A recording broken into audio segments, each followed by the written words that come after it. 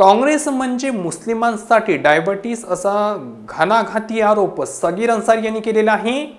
यवतमाळ नगर परिषदेच्या सार्वत्रिक निवडणुकीचा जोर आता शिगेला पोहोचला असून नगराध्यक्ष आणि नगरसेवक पदासाठी उमेदवारांमध्ये काट्याची टक्कर पाहायला मिळत आहे। विशेषतः म्हणजे प्रभाग क्रमांक 16 मध्ये राष्ट्रवादी काँग्रेस, अजित पवार गट आणि काँग्रेस यांच्यात चुरशीची लढाई होत असल्याचे चित्र आहे।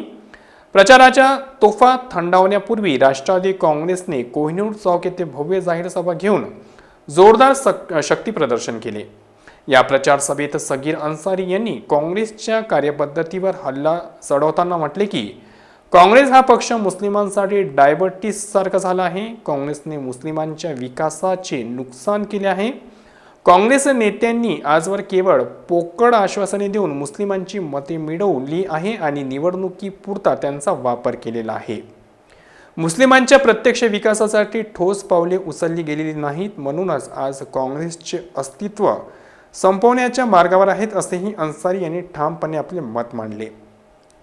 यवतमाळ नगर परिषद निवडणुकीच्या पार्श्वभूमीवर प्रभाग क्रमांक 16 मधील राजकीय वातावरण चांगलेच तापले आहे। या सभेतील सगीर अन्सारी यांच्या आक्रमक विधानाचा धागा पकडून या सभेत राष्ट्रवादीचे फायरब्रँड नेते अमोल मिटकरी यांनी आपल्या खास शायराना शैलीत विरोधकांचा समाचार घेतला, पण सर्वांचे लक्ष वेधून घेतले ते शहरातील प्रसिद्ध सामाजिक कार्यकर्ते सगीर अन्सारी यांच्या भाषणाने।